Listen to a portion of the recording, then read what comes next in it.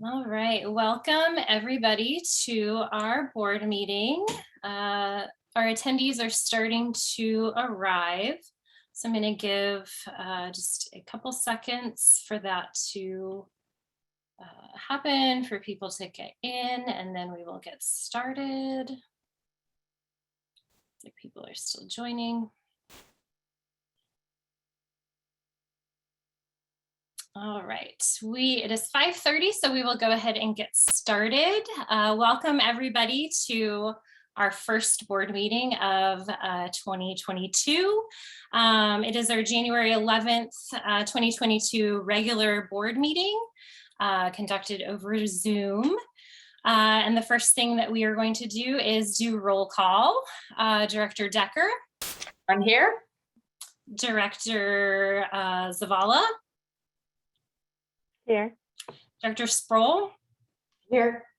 And I am here, Director Barrows. Director Smith is actually not going to be joining us tonight. She is homesick. She let me know she's comfortable sharing that she actually has COVID and is not feeling very well. So we wish her a speedy recovery and hope she'll be able to join us at our next meeting. But we do have quorums. We have 4 of us here, so we are able to continue with our meeting. The first thing that we have on the agenda is our superintendent report. So I'm going to turn it over to Dr. Snell. Thank you, Tracy. Welcome everyone. Happy New Year. I do have some information that I'd like to share with you in the superintendent report. The first thing is that the state legislative session launched yesterday, the 2022 session.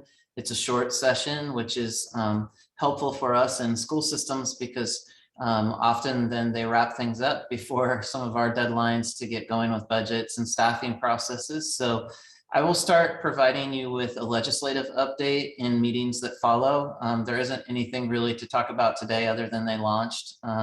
There are opportunities to testify remote since the session is hybrid, I believe, for the most part. And so I'll start testifying on bills that align with our legislative platform. Actually, tomorrow I'm scheduled to do one of those. So I'll keep you posted, and just wanted to acknowledge that started, and we appreciate our elected officials. It's been a difficult time to be in the legislature and manage this. And so we wish them the best during this session. Also wanted to give you an update that tomorrow I'll be running another all staff meeting. We've had, I think, 3 or 4 of these now since I've been, we did our first one before I officially started in the summer. But these are opportunities to kind of talk about top of the mind topics, get information out, trying to make them reciprocal so that the meeting prior, there's themes that emerge and staff offer questions or ideas, and then we follow up with those and kind of close the loop and then start again. So you're welcome to jump on that if you would like. It's at 4 p.m. tomorrow. The other thing that I want to highlight this evening is the staffing challenges related to the pandemic planning and response. And so I'll spend the bulk of my time kind of walking through the what's been happening lately. And at any point, if you have a question, feel free to interject, or at the end of the presentation, we'll have some time too for Q&A. So we were on a nice downward trend, since the Delta variant happened, in the summer, and we started to see a peak, and then we hit that kind of high point, just around the beginning of September timeline. And then we had slowly kind of worked our way back down to where we were almost in the moderate level again. And then unfortunately the Omicron variant hit, and you can see that the curve is pretty steep in terms of the number of cases. In addition to this data set, we're also recognizing with our testing program and things like that, that in the contact tracing and the number of cases we're seeing in school, that we're definitely reflecting that steep curve of increased activity, which is really disappointing and unfortunate. So we continue the weekly check-ins with public health, and they've been great partners. And so we had one of those yesterday. We also have had an opportunity to get updates from the Department of Health. The CDC released some guidance over winter break, and then just recently the Department of Health Friday evening provided updates for us specifically related to contact tracing, quarantine, isolation. And so we have made those changes as of this week and are working with public health to get the updated flow charts. As you know, it's really kind of complicated to work through, and those flow charts are helpful to explain. And so those aren't ready yet, but we have shifted practice to reflect the changes. We experienced some testing shortages. Unfortunately, we had to suspend our mobile to testing site yesterday afternoon when we ran out of tests. And so we did not provide that service today. However, we did receive our shipment today. So what's happened is that prior to winter break, we were doing about 40 to 50 tests per day. And so we're to order every couple of weeks, we place another order. And so the order that was in, it just wasn't able to keep up with the volume of 200 to 300 tests. So we ran through our supply very quickly and had to shut down Monday just before noon, I think is when we ran out of tests. So we'll be up and running though tomorrow, which is great news. Those tests have arrived, and obviously, 200 to 300 people coming through a day, it's a service that's needed in the community. And so we're grateful for our staff that are facilitating that. We have seen some staffing challenges throughout the fall, but really we were trending in a positive direction as we approached winter break. We were filling some vacancies that had been open all year, providing more staff at a substitute level as well. And then, winter break hit, and it's really been a challenging set of circumstances lately. I do want to point out that the staffing challenges are not related to the vaccination mandate. Of our 3,000 plus employees, I think one employee chose not to get vaccinated and stop working for the district. So the staffing challenges are directly related to the number of COVID positive cases, quarantines, and isolations that are happening right now. And I know that you guys are familiar with that as well in your professional settings and personal settings too. Specifically, as we're working on the staffing challenge, the transportation piece is one that gets really dicey, and I'll explain about where we're at right now in the coming slides. But just to follow up with the attendance, this is our student and staff attendance since winter break. And so on the left side is our district-wide attendance rate by day. So you can see that we started the first day after break around 84%, the first couple of days really, and then we've started to see a decline since that time.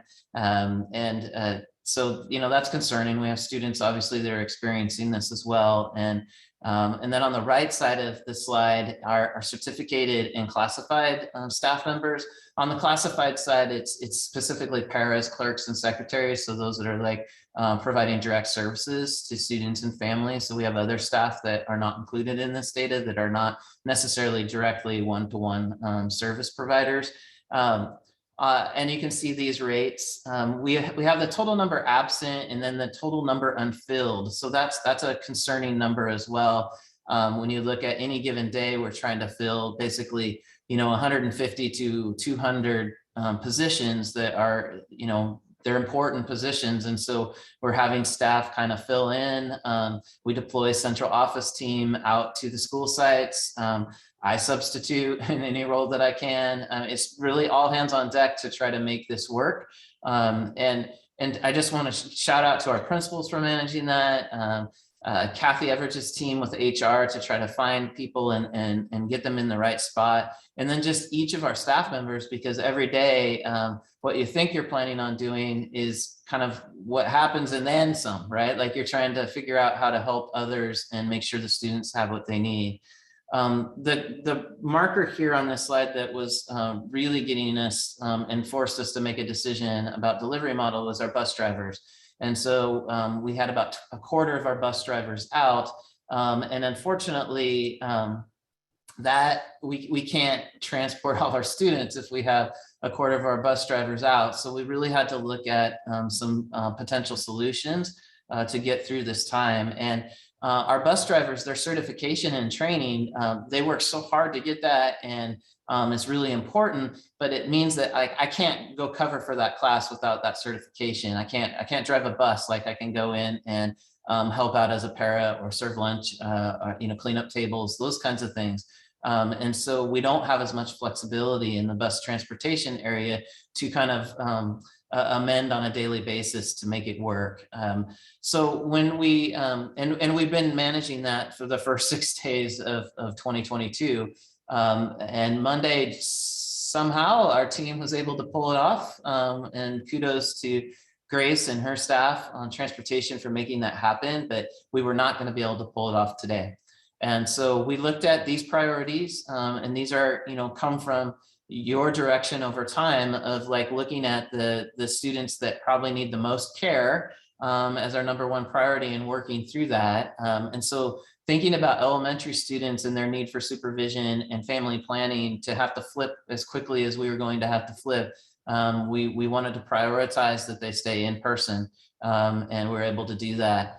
We also, because we're dealing with this every day and we don't know, each day we'll make a plan, and then 5 or 6 more people would get sick. And so then it would throw the plan and we'd have to reconfigure, at 5 in the morning to make that happen. And we need to give some capacity for them to problem solve and to think about the long term. And so our solution really is about the 3 weeks, and to get through that and hopefully get staff back as they return from sickness and quarantine. We also wanted to minimally and equitably impact our secondary students. So we didn't want one group to face it more than another. Strategically, when we look at from now to the end of January, the calendar helps us a little because we do have 21 days, calendar days, but only 12 instructional days because of Dr. King Day, and a semester break day. And then of course, Monday, we already got through. So we're trying to hopefully buy some time to get some staff back during that model. So what became the most viable option was to do these rolling 4-day remote learning, and through our secondary schools. So I'll talk a little more about what that looks like. So this week, starting today, Fort and McLaughlin are in remote. So they are following the same bell schedules for the rest of the week, but in remote learning. And then next week, you see the schools that will go remote, and Fort and Mac will go back to in-person. And then the following week, you see the schools that will go to remote, and Skyview, Columbia River, Jefferson, those will all go back to in-person. We're also providing shuttle services from the neighborhood middle school or high school for our choice schools and choice programs, including Cascadia Tech. And still, we're going to have to work through if there's some transportation challenges with a student getting to their middle school or high school. As this goes on, we can problem solve more related to that. So how did we arrive at the schedule? So first of all, we wanted to keep theater patterns kind of the same because we know that siblings, if you go to Fort, your sibling might be at Mac most likely. And so trying to keep those structures in place was important.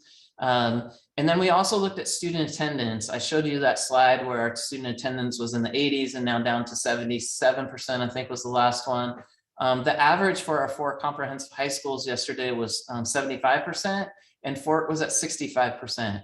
So you can tell Fort was impacted the most from student attendance. And so that means that a third of our students weren't engaging school because of illness and out or whatever. And so potentially a remote for them could help. And so that was a factor when we looked at the timing of it. Also, Fort and Mac's staff have been impacted pretty significantly in the top tier of our school districts. So this was an opportunity to maybe help them. And then we looked, and this was primarily, this decision to move was not about mitigation, it was about staffing challenges and how do we make this work. And so one of the solutions had to be giving us transportation capacity to solve the problem. And so the Fort pattern, the buses that serve those, is the middle capacity from the 3. And it was enough for us to have a solution for this week to not impact any elementary schools. The River Skyview pattern has the greatest number of buses. And so because we don't know what's going to happen for the rest of the week and next week, we wanted to have that capacity. We didn't want to use it up in week 1 and then need it in week 2. So our thought is that we can problem solve. We have more capacity in week 2 if needed, but right now we're in a good place with our transportation.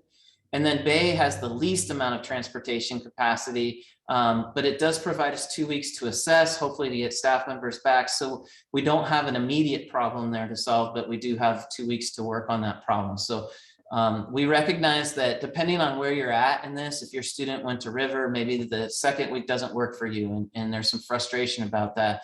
And there's frustration in general because we don't want this. Like, we want to be in person. But if I don't have enough bus drivers, like I can't physically get kids to school.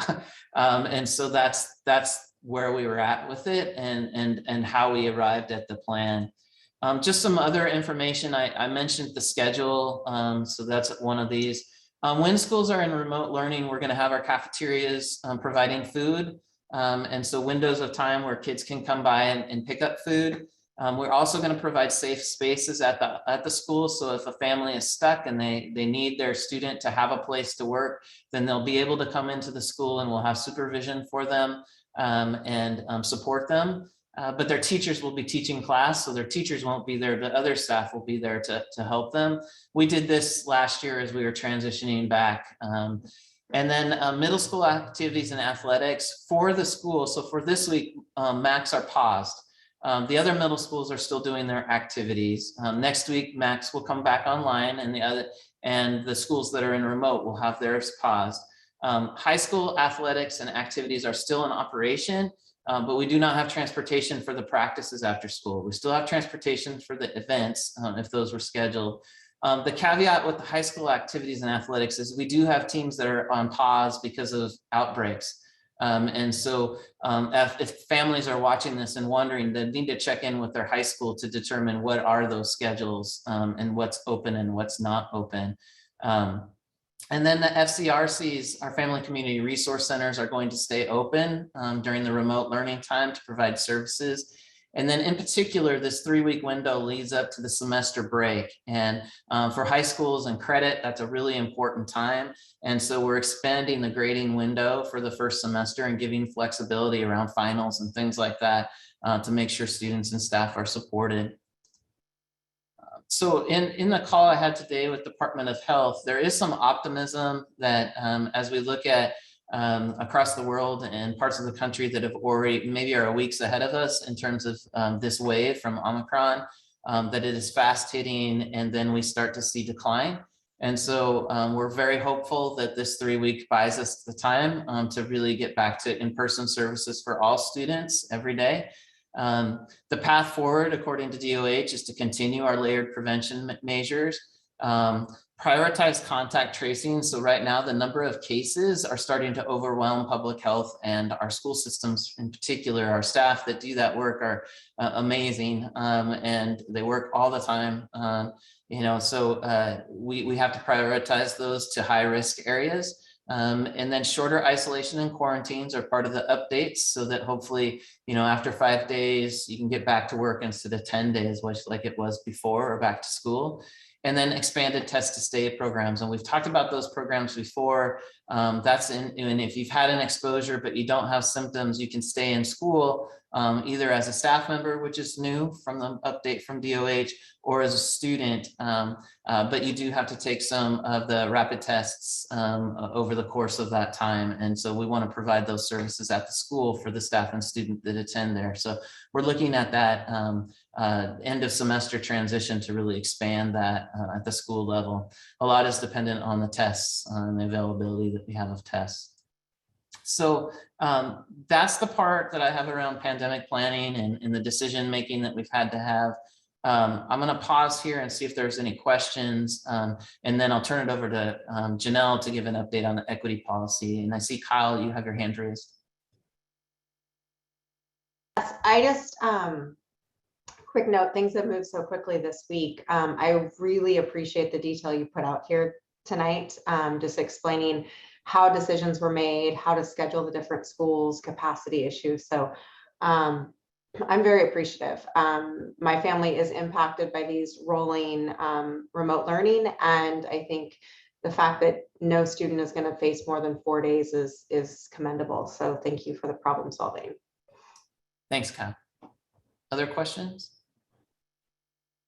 I'll just echo what Kyle shared in terms of, I appreciate the information about how decisions were made and, you know, why certain schools are going in the different orders. And the thought behind it, I really appreciate, and kind of having that deeper understanding. I know you had shared with us, we were informed, you know, that this was coming, but just having that deeper understanding, I think, to help our community understand why this decision was made, and really some of those details around it, I really appreciate.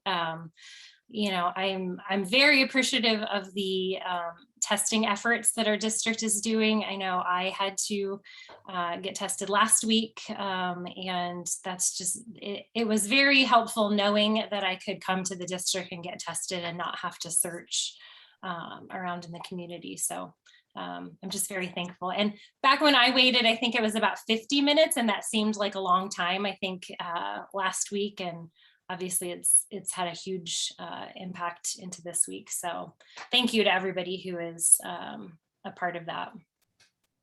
Thank you, Tracy. Yeah, we also are talking about regional testing. Other districts are running out of tests as well, or have run out of tests. There used to be a testing vaccination site at Tower Mall in Heights, but they're demolishing that. It's in demolition, I guess. So we're trying to figure out how do we support the community as a region, and having those conversations as well. And hopefully this is a short term, you know, this 3-week window, and the predictions of, you know, towards the end of the month, kind of getting through this holds. But I think we just need to continue to think about the capacity we build to respond to whatever situation presents itself.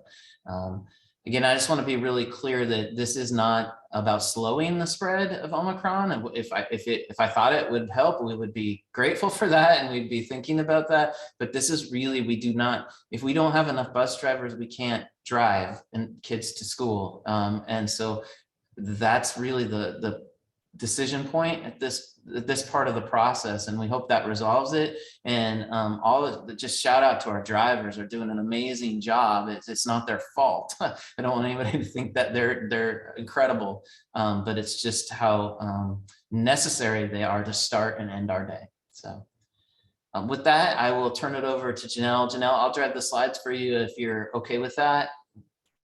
Yes, thank you. All right, good evening. Good to see everyone this evening. Well, I wanted to get an opportunity to share our equity journey with you, since we'll be looking at the first reading of our equity policy this evening.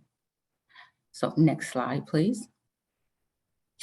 In Vancouver Public Schools, student equity is serving every student by meeting their unique needs and treating them fairly, ensuring that everyone has the opportunity to experience success, providing students with safe and accepting schools, giving students the tools they need to thrive and work in a diverse world, teaching students to treat each other well, growing their self-esteem, and fostering their critical thinking skills.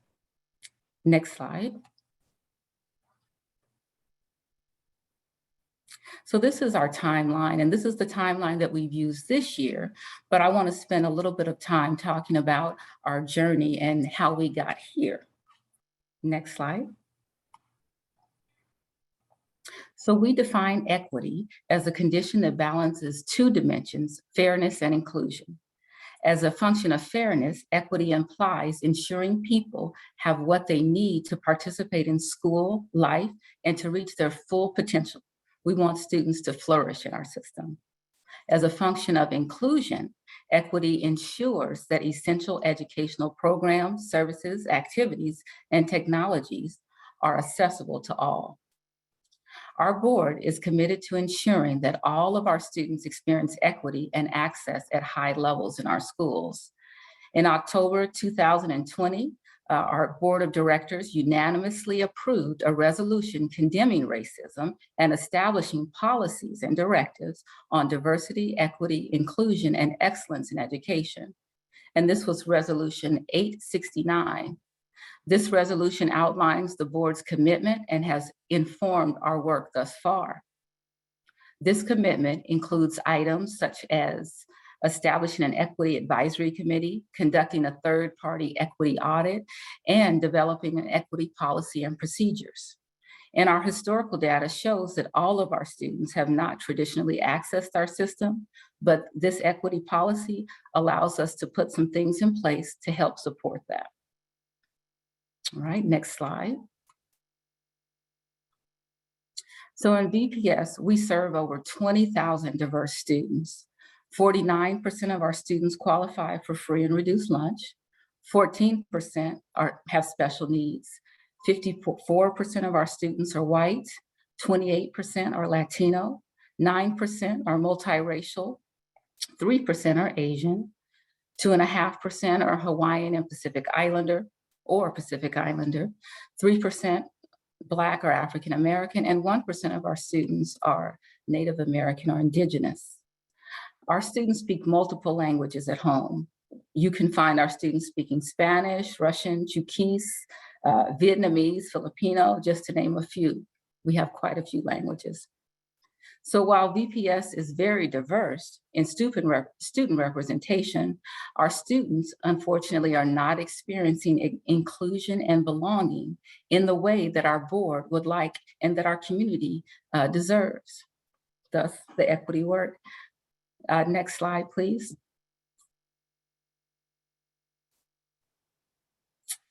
So let me explain a little more about when I say that our students aren't experiencing inclusion and belonging.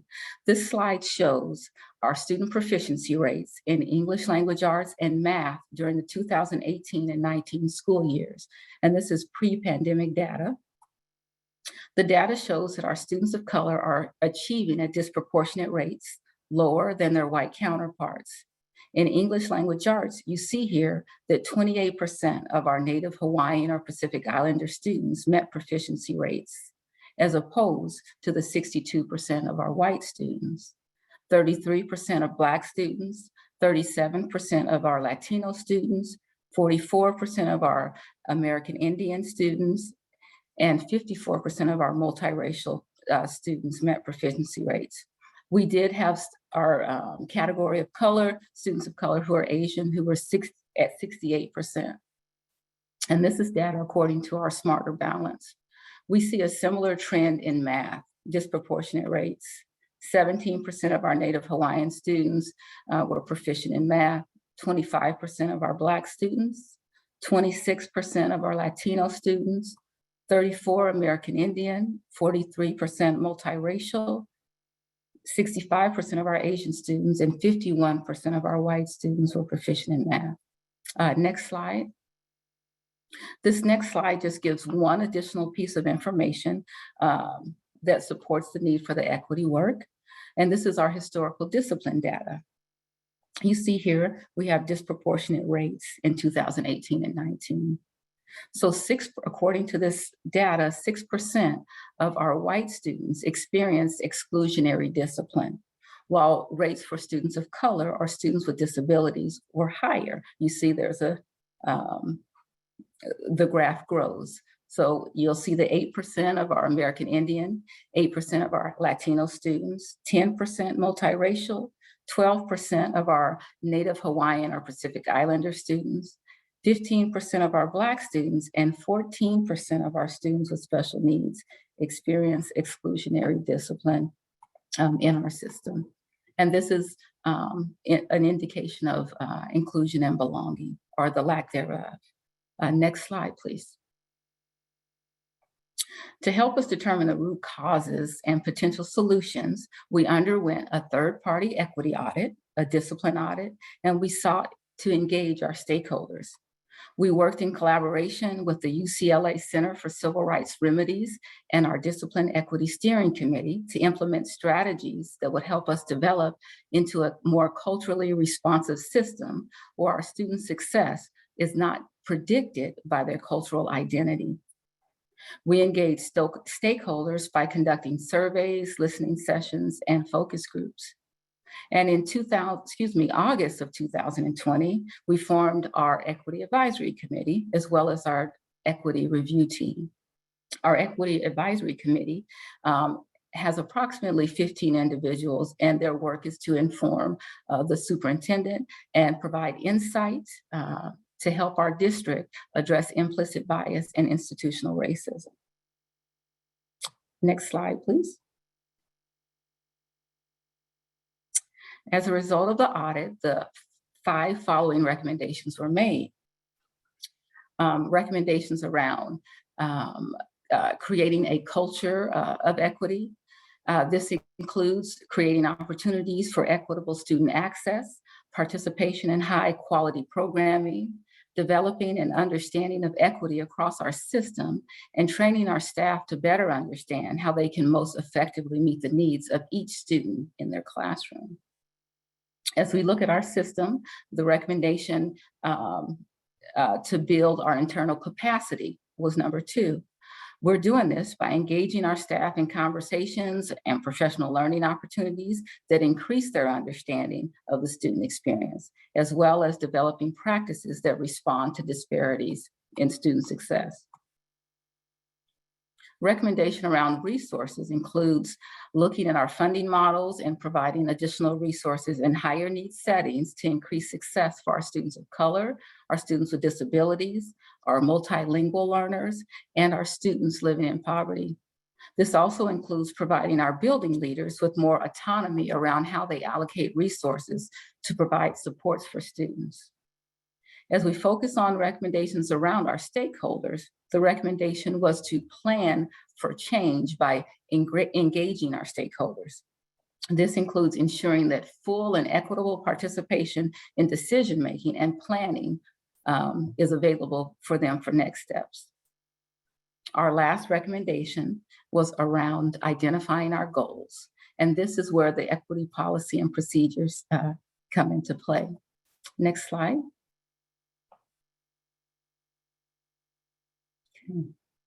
These goals will help us to ensure that each student develops the knowledge and skills they need to engage and become productive members of our society. As you review the policy tonight, please keep in mind that our policy helps us to set parameters for decision-making, but leaves some room for flexibility, while our procedures, which we'll finalize in the spring, help us to understand the how of the work. It will provide step-by-step instructions and specific ways on how we can incorporate equity within our system. Our goals in our procedures are around our student learning, culture and climate, resources, curriculum, incorporating an equity lens in our system, and developing our professional staff. Next slide, please. This is looking back at our timeline, and this is our timeline for this year, okay? And this is what we did to develop our policy. So we know that it is extremely important to our board that this policy reflects our community. And for this reason, we have had multiple checkpoints in place for our community to weigh in. Our Equity Advisory Committee, as well as our Discipline Equity Steering Committee, had opportunities to review and provide feedback for the proposed policy. District leaders, faculty, and staff, along with additional internal and external stakeholders, all had opportunities. There were town halls and listening sessions, as well as online surveys that were made available. Next slide, please. As we look at our next steps for this work, we're going to be working on providing equity procedures, and this is going to be the roadmap that we use. This is going to be where our accountability lies, the accountability to our students and stakeholders. And again, our goal is to make this procedure available in the spring. I just thank you all for our board and our community for their commitment to our students, and the importance of this and understanding, and recognizing the importance of this equity work. Do you have any questions? I just want to thank you for that information. I think especially as we're kind of nearing the, looking at adopting the policy, the breakdown of what the policy does versus what the procedures do. I think that's really important because I know some of the feedback that we got from the community with the first draft of the policy was that they wanted more like specificity. And, my thinking in some of that was they wanted to see kind of more of the how, and they wanted to see those procedures. So I appreciate you kind of delineating what the policy is going to do versus what the procedures do. So that when we adopt the policy, the community is aware that there is that next step. So I appreciate that kind of differentiation. All right, thank you. Any other questions that you might have? I just want to add, it was really nice to see the historical view of what we've done this year. It was kind of a nice recap for us. Specifically, when we did get feedback from different stakeholder groups about specificity, the addition of those goals, that also helped me really feel comfortable because this is the board's policy and we need to make sure that at any point we can take a temperature check and make sure that we are meeting the goals of this policy. So it is nice that we have a little bit more definition of what we are trying to achieve. But thanks again for the refresher of all that's been done by you and your team. And you all, I appreciate the board committee, and the board committee worked very hard and soliciting and understanding and recognizing the feedback that was provided. So thank you so much. Hope you have a good evening. You too. All right, and so that is it for the superintendent's report. Next on the agenda are special recognitions, and I'm going to turn it over to Kathy Everidge to present.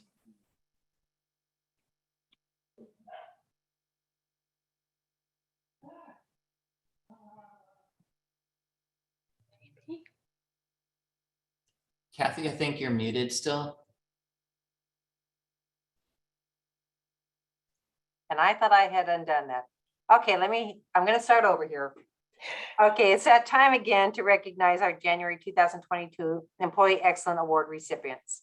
The following employees were selected by a committee of their peers for commitment to the students and staff of Vancouver Public Schools. This month's recipients were among the many outstanding nominees who create a caring environment and positive workplace through their exceptional efforts. For information about each recipient or to submit a nomination, please visit the district website at vansd.org. So tonight, our first recipient we are honoring is Bobby Ginty. She was hired in September 1992. She is principal at Marshall Elementary. Mornings, Bobby can be found greeting students by name as they arrive. Throughout the day, she often steps into classrooms to check in and help students. At the end of the day, she is present for student dismissal. Among the many demands of her job, which includes serving on several district committees, Bobby makes time to work with her students and support her staff. She is known to be a great listener, effective problem solver, and talented leader. Congratulations, Bobby. Next, I'd like to recognize Ichi Gua, who was hired in December of 2012, teacher at Franklin Elementary. Ichi cares deeply about each of her students. She calls at least one student's parents or guardians every school day to communicate proactively about their child. She takes the time to watch her students during recess, especially at the beginning of the year, to see if anyone is struggling socially so that she can support them. One student for whom reading used to be a challenge now loves reading so much that he visits the library during recess at least once per day. Ichi's classroom is a place where students thrive. Congratulations. Next, I'd like to recognize Lori Talley. She was hired in February 1993. She's our PBIS coach at Marshall Elementary. Lori brings an abundance of creativity and enthusiasm to her work. Last school year, she planned a drive-through Winter Wonderland event for families that subsequently became a school tradition. She created daily videos to help students feel more connected during remote learning. This year, she planned a pumpkin patch event for students who were unable to go on a field trip. Lori also created and implemented a kindness campaign that has transformed the culture at Marshall. Students and staff work hard to instill kindness everywhere they go. Congratulations, Lori. Next, I'd like to recognize Joel Thorson, hired September 2018, teacher at Vancouver School of Arts and Academics. Students appreciate Joel's ability to meet their unique needs. He checks in with them regularly, listens patiently, and helps solve problems. His communication is clear and his lessons are engaging. Said one student, Mr. Thorson is an advocate that will always have your back and will care for you and be on your side no matter what. Another added, Mr. Thorson lets everyone have a voice and makes sure they know their voice is heard. His supportive classroom environment makes everyone feel included. Congratulations, Joel. And finally, tonight, I'd like to recognize Desiree Wright, hired September 2017.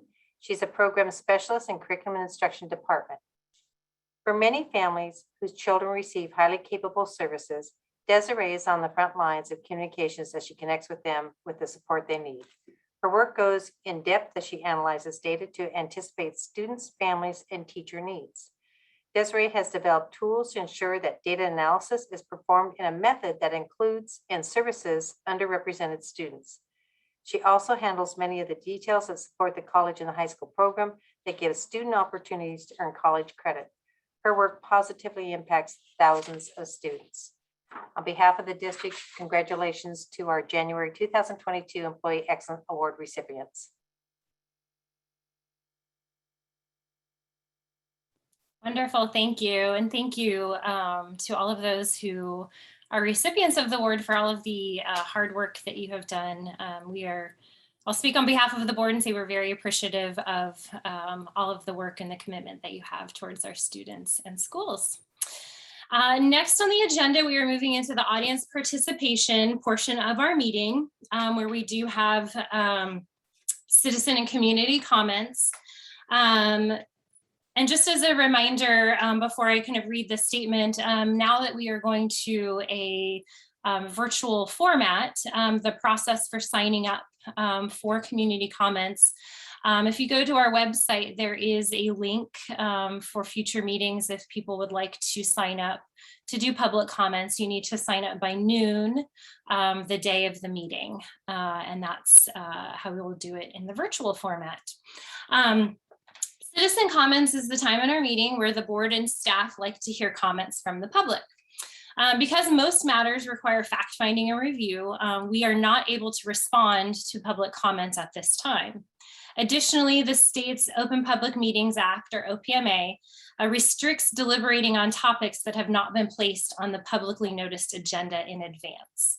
If follow-up action is necessary, the board will ask the superintendent to work with administrative staff to consider the information and to respond accordingly.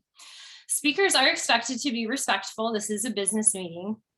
Personnel complaints and personal attacks are not permitted. We do ask that personnel complaints be submitted in writing. Speakers will be promoted to panelists as I call their name. Once you are promoted, you can unmute yourself and then turn on your camera if you would like.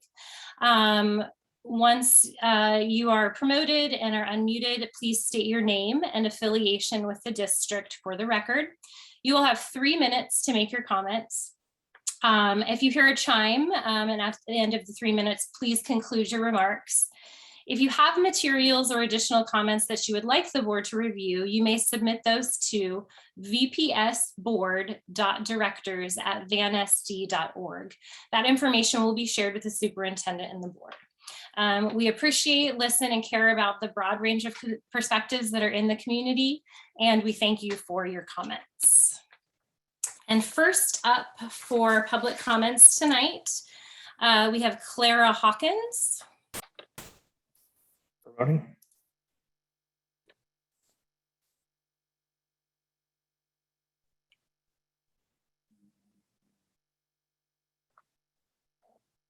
So Clara, it looks like you've been promoted. If you can unmute yourself and you can begin when you're ready. Hi there, my name is Claire Hawkins. I am a student at Skyview High School who holds multiple leadership positions in the community. I'm here tonight to speak about how our district has responded to COVID-19. I would like to start off by thanking the board for the amazing action they have taken to address this issue, and they're doing their best at some pleasant time. I feel the same as I figure most everyone does right now, and I'm done with the pandemic. I'm over it. But just because we're over it doesn't mean it's over. Lately, COVID procedures have felt quite relaxed, which is an unsuitable time for safety precautions. I do appreciate and am thankful for the 1 week shutdown to aid in restaffing the buildings. But when we return, I, along with some fellow colleagues, feel to be further precautions to stop the spread of COVID-19. This difficult time has put students in an unjust predicament where we have to decide between community, health, and welfare and our education. Maybe having an option to Zoom into a class if you can't attend that day would be helpful, and it would ease this decision that has been so unfair to many students. And while remote learning is a good tool for preventing the spread, it isn't a good learning environment for students. So I feel there needs to be a more accessible possibility where students can have an engaging education while maintaining a safe environment. In school, we used to do a staggered release, which aided in the bottleneck in the hallways, so we didn't get so crowded up and COVID didn't spread as badly. I feel like we should bring this back. Attendance in school is something that is also considered to be very important. We have posters in Skyview that say something along the lines of, if you miss 20 days of school, you are missing 10% of the year. I feel this to be very important personally, but it is difficult to keep this prioritized in a setting. I'm hoping that by providing student feedback that you will be able to make the best decisions that you can. I get that this is a difficult time.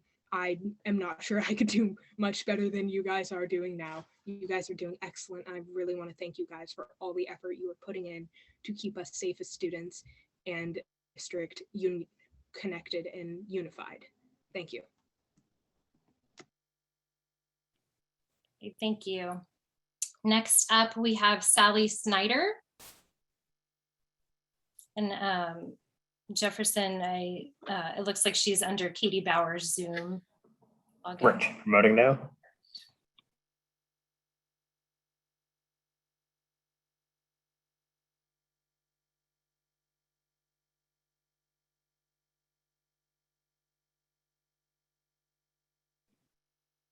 All right, Sally, it looks like you are promoted. You can turn on your camera and unmute yourself and begin when you're ready. Can you hear me? Yes. Okay, thank you. Last night, the notice went out to parents regarding the start of rolling shutdowns for middle and high school in-person learning. My son's friend immediately sent him a text saying now they could go skiing next week. This is a mindset being instilled in some kids. Other kids are crying. Others are excited to sleep in. Others are devastated at the thought of being left alone all day behind a screen. And many more are devastated that school sports have been canceled. All this while the district creates utter chaos for parents. The notice states all sports will be paused for middle school athletics, but the high school sports would continue. What does that have to do with a bus driver shortage? The rolling shutdown notice said, we do not have enough bus drivers to transport all of our students in current format due to illness/quarantine. I would like to ask the board to answer these questions in written response to myself, to every family in the district, and in a text alert.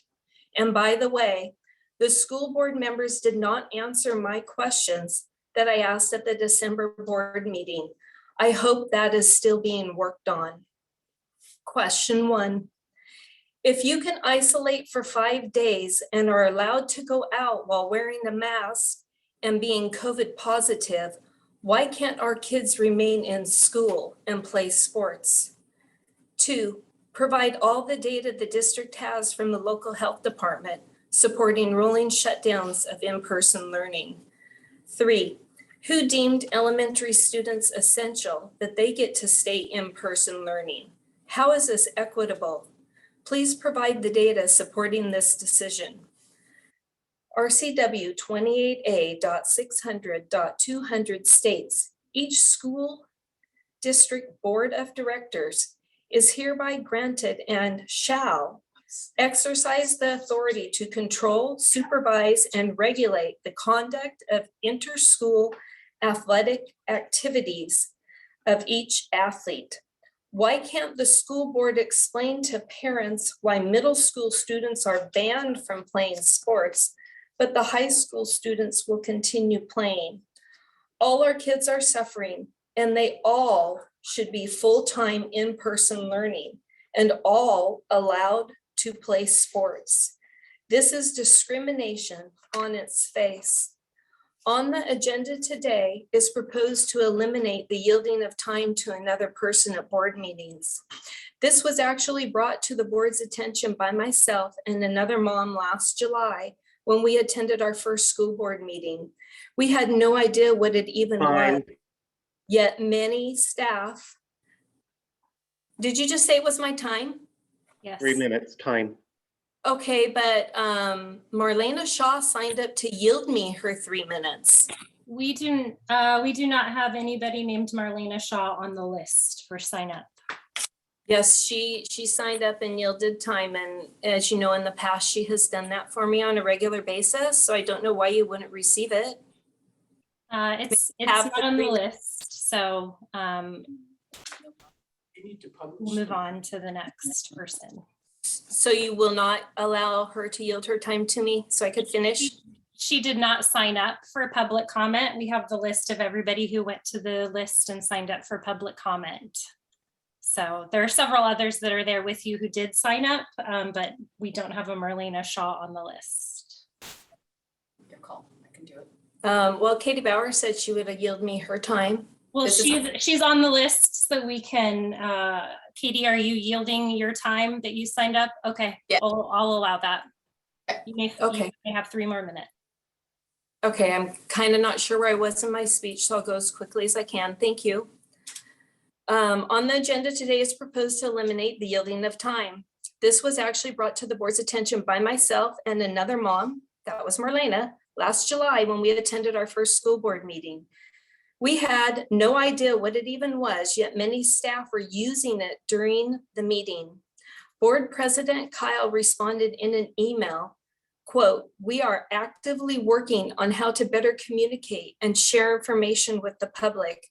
I do appreciate hearing your feedback and understand the frustration you felt last night," end quote. Now all in-school board meetings are shut down till the end of this school year. I propose keeping one yielding of time to another person instead of eliminating it altogether. Lastly, I would like to read some of the 121-page public records request results. Last month's COVID testing pod clinics. The district planned to set these up with Embry Health in 22 school parking lots. Did you know on November 5th, Embry Health received a cease and desist order for conducting unauthorized COVID testing in Hawaii? On page 86, on November 11th, the VPS CFO states, quote, "We are thinking the most logical implementation date would be either the week of or the week after Thanksgiving. Lastly, with the fears in many parents' minds about mandatory vaccinations, we have some real concerns about how potential COVID vaccinations in our school parking lot being misrepresented as a mandate or pressure tactic. Therefore, I have to ask, would you guys envision wanting to vaccinate soon after setting up? We tend to think it will be less controversial if you did just testing for several weeks," end quote. This was not planned to be just COVID testing pods. The actual contract stated they could give COVID vaccinations and flu shots too. Yesterday, the district sent out a news alert that they closed their only COVID testing clinic due to a shortage of tests. Just hours ago, parents were told by staff if their child did an in-home COVID test, sent a picture to the district showing it's negative, that their child could return to school the next day. Why did the district wait to implement this program after they announced there is a testing shortage? The dodging of responsibility for all parties involved gets more impressive every day, while kids suffer or discriminated against and parents are left in the dark. Are you upholding the district's mission statement of in partnership with home? Right.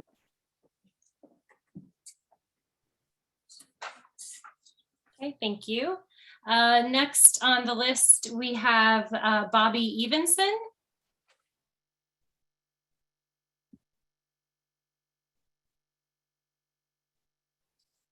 Promoting.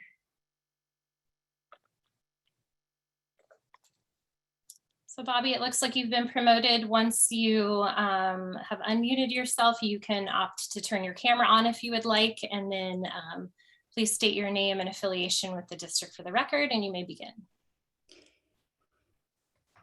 Hi, my name is Bobby Evenson, and I'm a parent and a citizen in Vancouver. Thank you for hearing me out tonight. I'm here to talk about the equity policy that is planned to be voted on next month in 4 weeks. I think it's premature. I had all this stuff written out for why, but in Janelle's presentation, just at the beginning of this, she talked about how the procedures were going to clarify what the policy means. And that's what the stakeholders were asking for in those top thoughts that were posted in the December newsletter from Vancouver School District. So many people were just looking for more information. There was quite a bit of negative feedback. There was some positive feedback too, but mostly I think people wanted more information. The policy draft that I have was what Janelle read tonight. The policy, was that the policy? Was that the reading of it? Well, in the draft that I have here, it's a draft of the policy. She actually sent it to me to look at because last month at the last board meeting, I said I'm a stakeholder and I haven't even seen it. I did a survey and I know there were workshops and listening sessions, but I didn't get an invitation to any of them.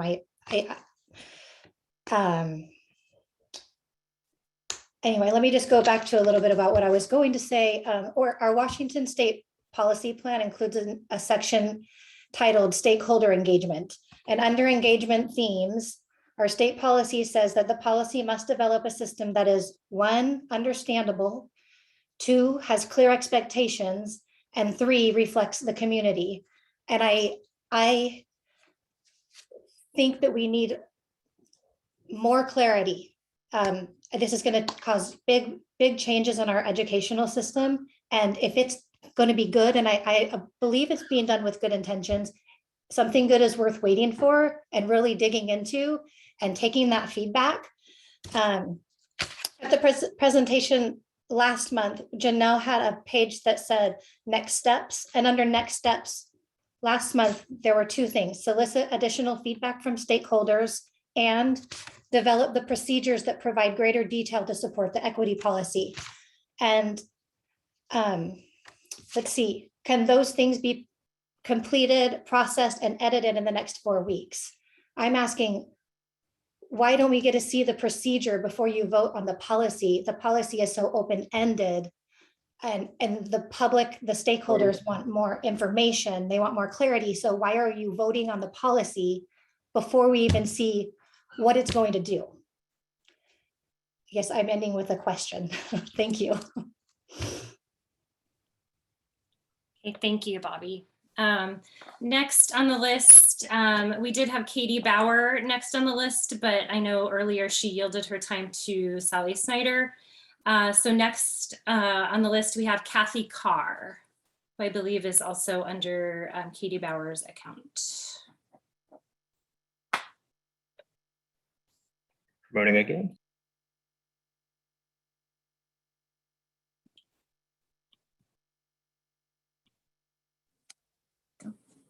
All right, so Kathy, it looks like you are unmuted and you are on camera. So when you are ready, please state your name and affiliation with the district, and then you may begin. Okay, my name's Kathy, and I'm a concerned parent, concerned citizen. So we're here tonight to help you as the board members, to help us. We realize your hands are tied.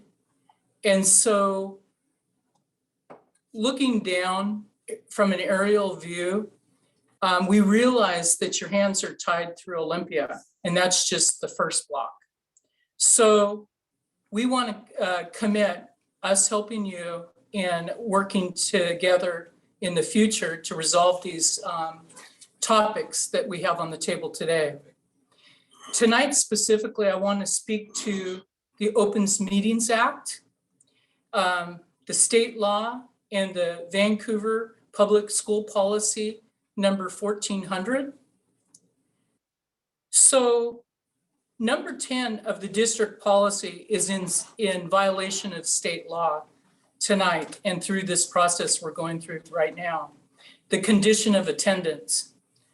No condition to attend or even speak. There should be no conditions on it at all.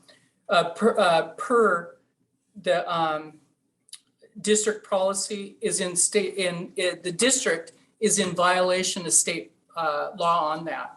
And I did look at the district policy and it states that we should sign in with address. That's in violation of state law. And in my opinion, it's a privacy issue in this environment. So putting conditions on the media is also in violation of state law, as well as our First Amendment rights to freedom of speech and assemble. There was specifically a court case this last year in 2021, mid-year, right here, court case.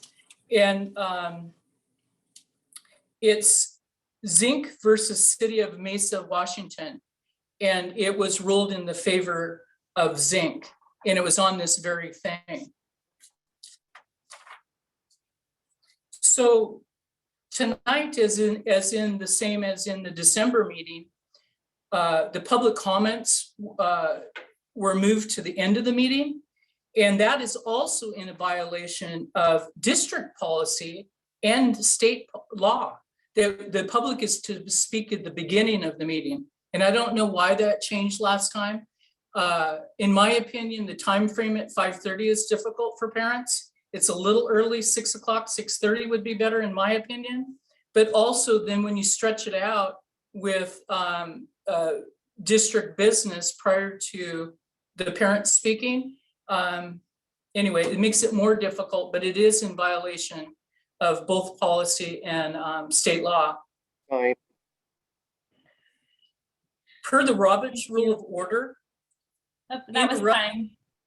Excuse me? That was your time. He interrupted and said that you were at your time. Okay, thank you. Thank you. I don't believe it. I don't believe it because I timed it. Next, we have on the list Alicia Meadows. Promoting.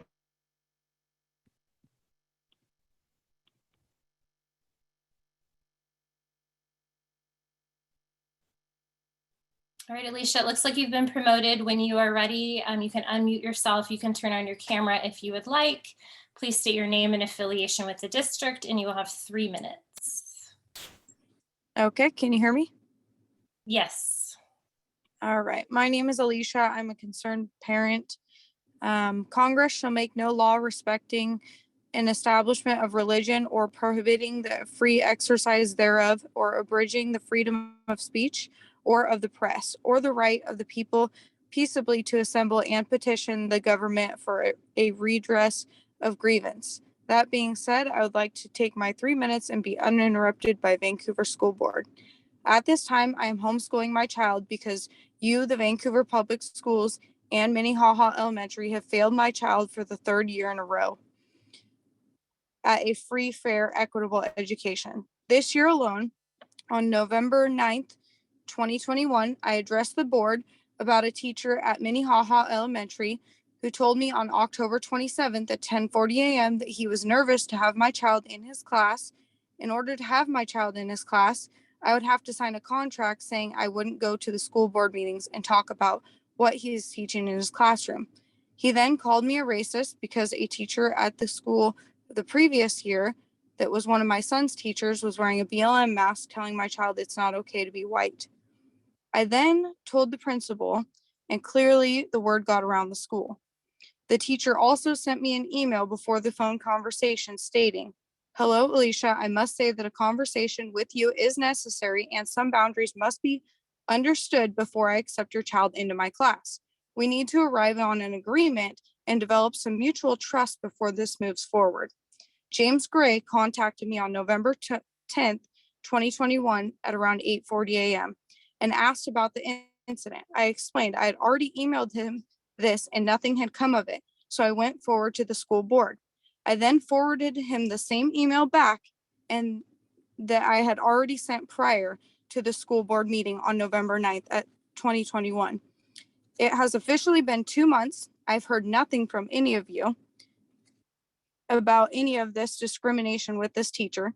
Vancouver Public Schools and Minnehaha Elementary have all violated the American with Disabilities Act, which prohibits all public schools from discriminating against children with disabilities. You guys are refusing to give my child a free, fair, equitable education without me signing a contract to have my child in a class, and my child does have an IEP and a learning disability.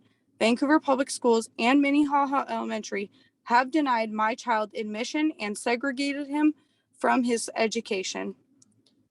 That's it. Thank you. Next on the list, we have Wendy Moose. Promoting.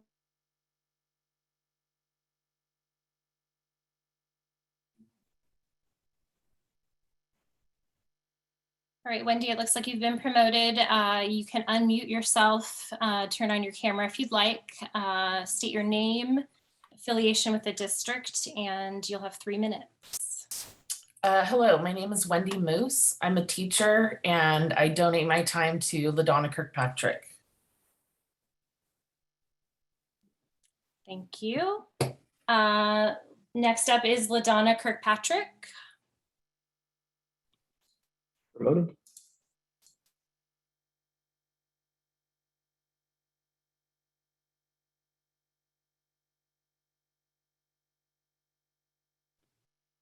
All right, LaDonna, it looks like you're promoted. You can unmute yourself, turn on your camera if you'd like. And when you're ready, please state your name and affiliation with the district, and you will have 6 minutes. Hi, I am LaDonna Kirkpatrick, and I also have Mary here who tried to get signed up, and if she is, she wants to give me her time as well. I do not have her on the list. Okay. And so we are not able to have her yield time. Okay, so just get this over with. I know you have had to make some tough decisions to help protect students, staff, and the community in the last few weeks. Some of those decisions have people upset. The fact is, yesterday, health officials announced our state surpassed 10,000 COVID deaths. I know Ms. Snyder gets up here month after month to claim, among other things, that COVID does not affect children. But this assertion is contrary to reality. The CDC just reported the number of hospitalized young infected with the coronavirus rose dramatically in the last week. For the week ending January 6th, new cases of COVID in children exceeded 580,000, a 78% increase from the 325,000 new cases reported the week ending December 30th, and an almost tripling of cases counts from the last 2 weeks prior. This is the highest level that we have seen since the beginning of the pandemic. According to the data released on Friday by the Centers of Disease Control and Prevention, we have a whole age group who are not eligible to be vaccinated yet. We have to consider the risk of COVID outbreaks will have on them. It was reported that hospitalization increases was observed in children who are 4 and younger, who are not eligible for the vaccine. The whole community is being affected by the latest outbreaks. I support your recent decisions regarding shutting down sports due to COVID outbreaks, even the newest announcement that the middle and high schools will have to do a week of distance learning. However, this is not sustainable. I would like to ask the board to possibly discuss year-round schooling. The pandemic has raised awareness that many roles of schools play, such as providing everything from free meals to internet access to caring adults. We are also aware that all of the learning losses that kids are experiencing when they're out of school. Even a normal school year, many educators see a summer slide as students return to the classroom with diminished knowledge after a long break. Year-round schools have existed in parts of the country for decades. They operate with shorter and more frequent breaks throughout the year. This can add flexibility to COVID outbreaks that would prevent us resorting to distance learning because we are trying to jam 180 school days into 9 months.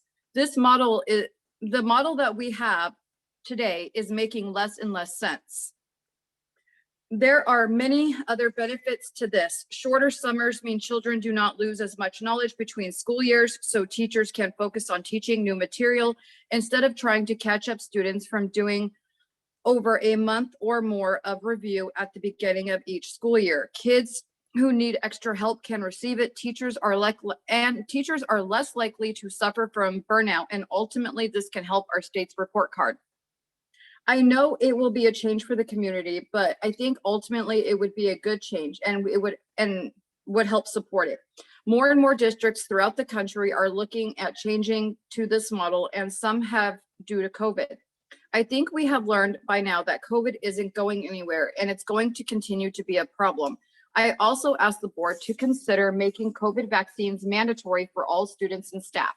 It is effective at both reducing contagiousness and symptom severity. It is admittedly less effective against the Omicron variant, but it is still standing up well against earlier variants.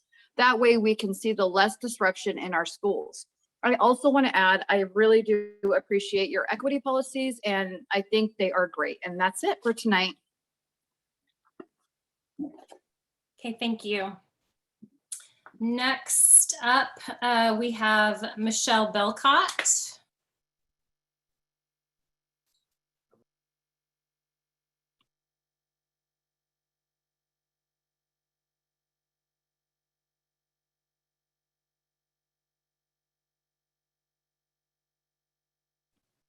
Right, Michelle, it looks like you are promoted. If you would like to unmute yourself, you can state your name and affiliation with the district and begin. Hi, I'm Michelle Belcott. My child is a student at Vancouver School District. My zip code is 98685. I'm yielding my time to Mr. Ray Reynolds.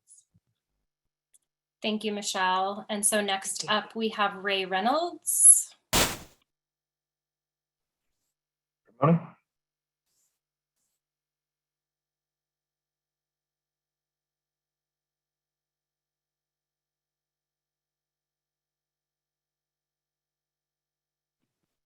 All right, Ray, it looks like you have been promoted.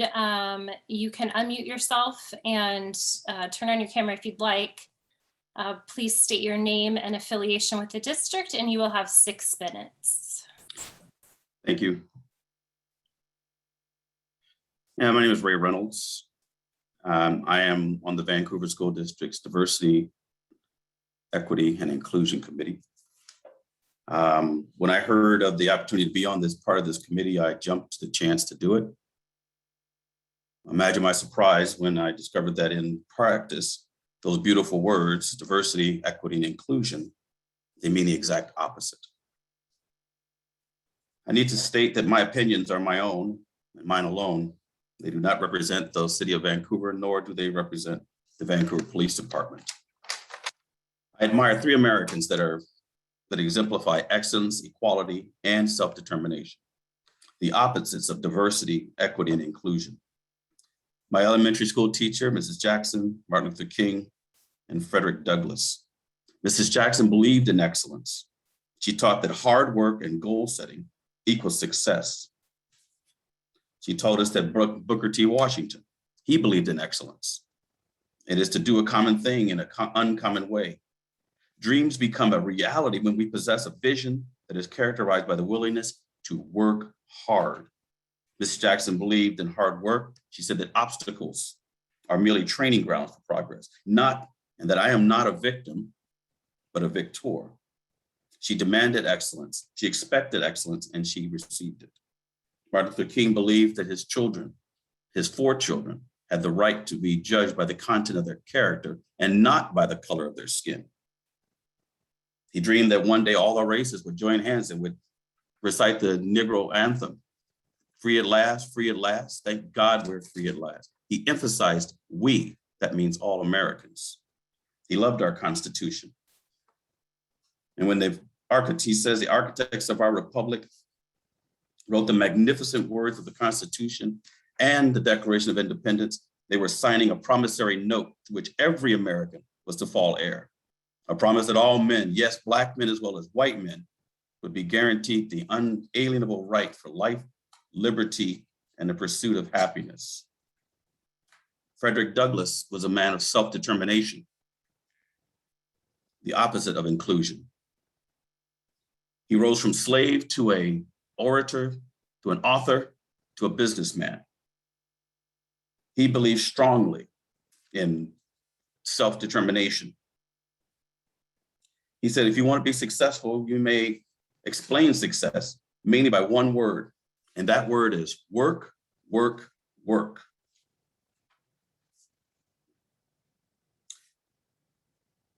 He didn't ask for handouts, nor did he expect anything other than a hard work ethic. He believed in merit-based. He focused on self-determination. Just like the Tuskegee Airmen, yes, they've had obstacles, but they worked hard and they were accepted, not based on some inclusion, not based on diversity, but on hard work and effort. They were accepted. Frederick Douglass loved our Constitution as well. The Constitution of the United States, he said, states no distinction between citizens on account of their color.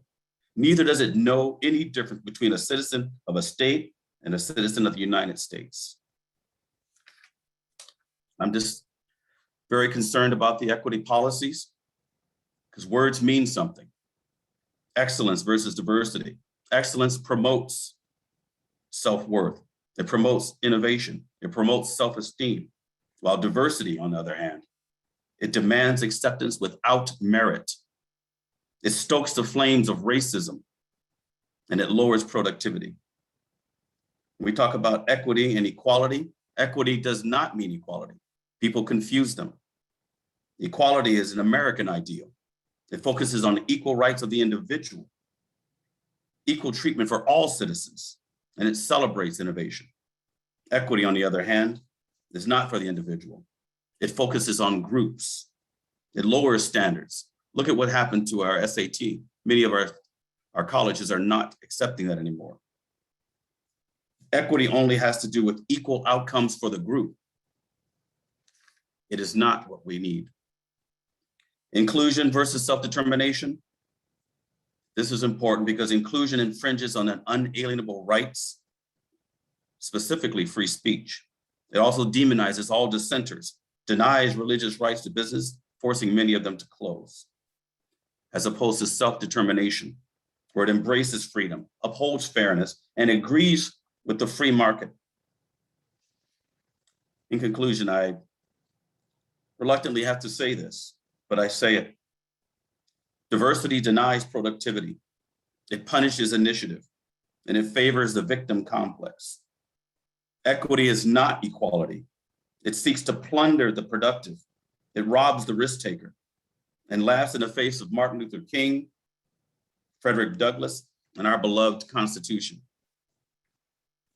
Inclusion seeks to deny self-determination, ignores excellence, promotes blatant racism, and seeks to cripple the very people it supposedly set out to help, people of color. Sadly, I discovered as a member of the committee that diversity, equity, inclusion are unmistakable components of critical race theory, which is the core of a revolutionary movement to rehash Marxist views, socialist ideas, and communist dogma. Every American should reject this anti-constitutional, anti-capitalist, anti-American philosophy, which, if left unoppressed, will lead to tyranny. I would like to appeal to the Vancouver School Board to summarily reject this failed philosophy. Please, do not teach this to my grandchildren. Thank you. That was your time. Thank you. Thank you for your time. Thank you. Next, we have Rachel Thacker. Promoting.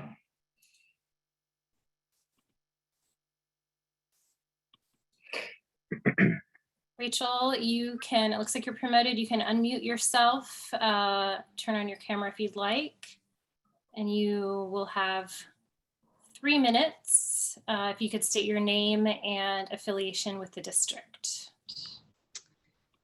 Hello everyone, my name is Rachel Thacker and I'm a student in many leadership roles at Skyview High School. I'm here tonight to offer some student feedback on the current COVID-19 protocols. As a student, I really appreciate the decisions that the board has made so far. For much of this pandemic, despite the stress of the outside world, school was a sanctuary for me and my friends. However, recently I've been feeling unsafe at school. I constantly interact with people who do not take the pandemic seriously and don't wear their masks correctly, and I often feel uncomfortable. I've also felt scared as the cases have grown and there have been few added measures at our school. When we first came back to school, there were a variety of measures to prevent the spread of COVID. However, as cases have risen again, there have been very few protocols added to decrease the spread of disease. After coming back from break, I have felt more and more unsafe as people are disappearing from school and classes are getting smaller and smaller. In fact, this morning I had a panic attack because I feel so at risk when I'm at school. Because of this, I have 2 measures that I propose should be re-implemented: daily attestations and thermal temperature scanning. The equipment for both of these measures exists and is ready to use, and while they're not perfect, it would add a little bit more security to daily school. For example, while attestations are not always answered factually or even answered, it allows students to think twice and assess their health before coming to school. Personally, my mornings are so busy that I often forget to think about my current health and possible symptoms until I'm already on my way to school or walking into school. I might not even notice that I have a sore throat or a runny nose until I'm already sitting in my first period class. Because of this, daily surveys would give me and other students a structured time to think about ourselves and ensure it is a good idea to go to school. Additionally, using the thermal temperature gun at entry points would act as a further safety measure to prevent students from coming to school with COVID, whether knowingly or unknowingly. As I've established, I know a lot of people who do not take COVID seriously and would probably come to school even if they had COVID. And it's also very hard to tell when you have COVID because how flexible the symptoms are. Being able to test for a temperature would allow admin to better understand who might be entering the building with COVID. When it comes to thermal scanning, I understand that not all COVID cases present with a fever. However, it is better to catch some cases rather than none. Both of these measures would make me feel more protected as a student and more comfortable in the building. Thank you for all that you do. We really appreciate it, and I hope I offered some helpful feedback. Thank you. Next on the list, we have Megan Gabriel. Looks like we're missing both Megan and Melanie Gabriel.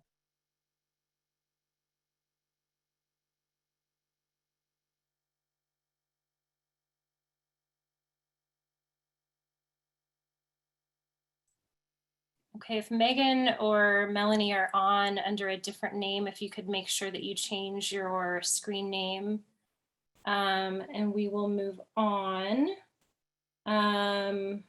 Next on the list, we have Griffin Riley.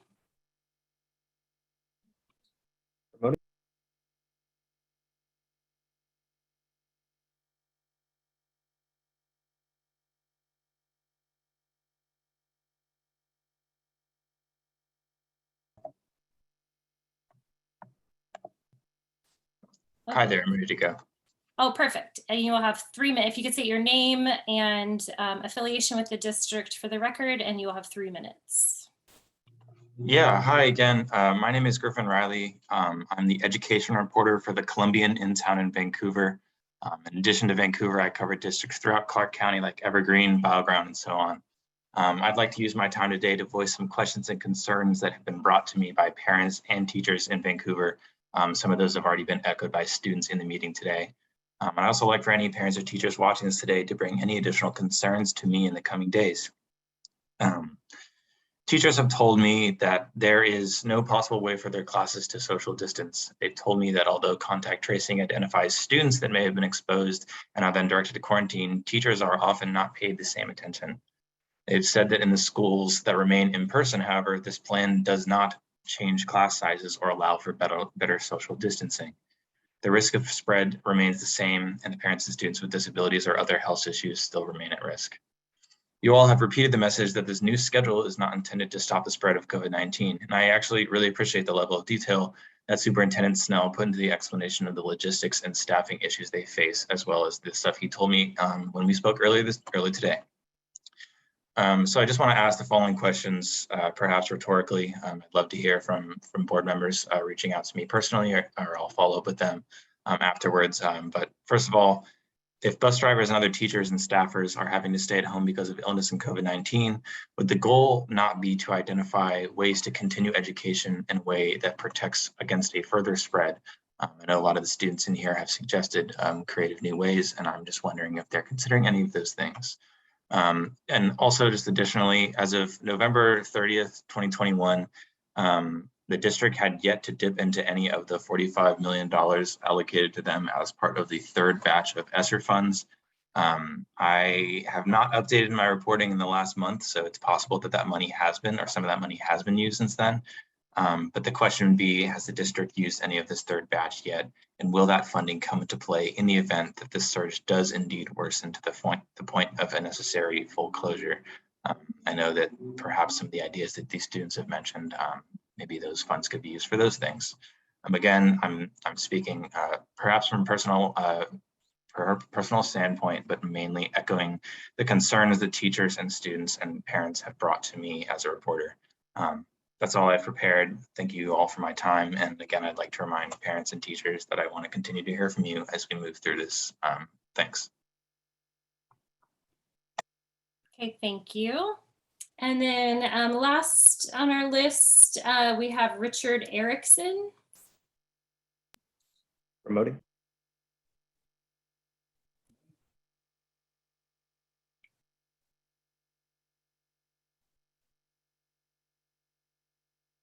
Okay, Richard, it looks like you're promoted. You can, if you'd like to turn on your cam, there you go, got ahead of me. If you could say your name and affiliation with the district, you will have 3 minutes. Richard Erickson, 18th Legislative District. The ultimate responsibility for the well-being of children rightfully belongs with parents, not some overreaching bureaucrats in Washington or Seattle. I'm here to tell you this school board has a very important job, but it is not the most important job a person in this community can have. Health mandates currently disregard medical input of the child's personal physician, as well as the history and consent provided by parents. Mandates are being challenged because they are not lawful. I'm sure you have seen and heard the reasons why 3 professional associations banded together and found it necessary to declare a national emergency in child and adolescent mental health.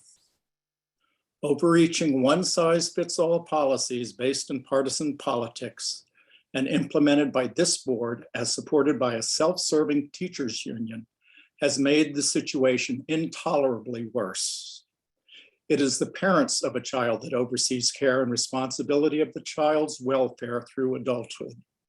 We are depending on you, our representatives, to listen to what parents see is needed to correct the present situation.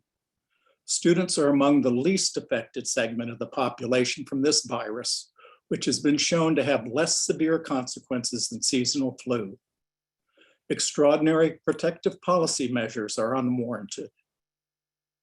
School boards are obligated to respond to the concerns of parents and taxpayers by law. Sound policies based in science are supported by an increasingly large segment of tax-paying citizens. The policies currently contemplated are coercive measures and just using the excuse for the common good. They lack common sense supported by science, and you hear increasingly vocal objections by parents here in our community to what you intend to implement.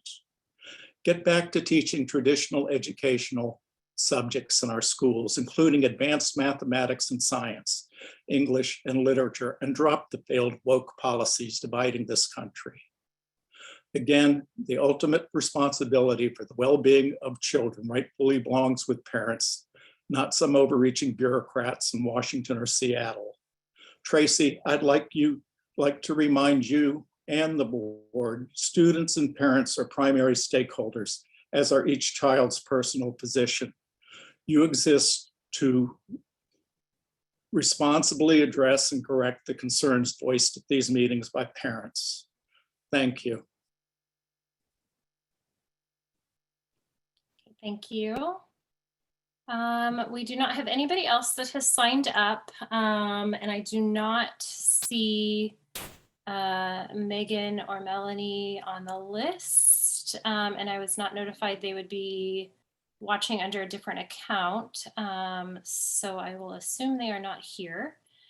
So that concludes this portion of the meeting for public comments.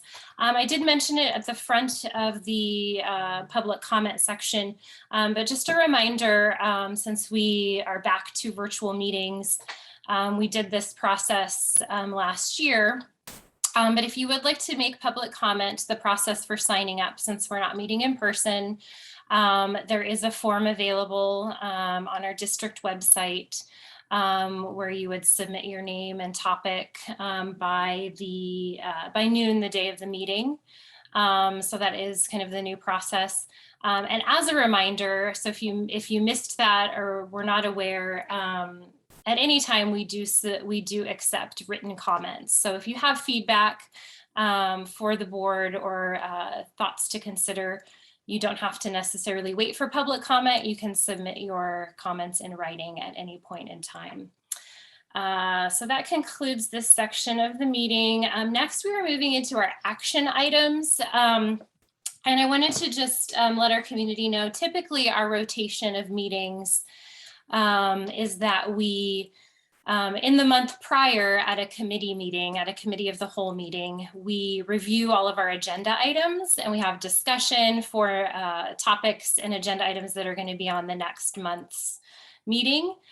Because last month was December and because there were the holidays, we did not have a committee of the whole meeting where we publicly reviewed all of the agenda items, but the board has been informed of all the agenda items. We had the opportunity to ask our questions. And so these are not new items for us, even though as part of the public meetings, we haven't reviewed them in a committee meeting. So if you're familiar with our rotation, I just wanted to make sure that you're aware of that. So for the first item for action is our consent agenda. This includes instructional and administrative support services and fiscal support services. Do I have a motion?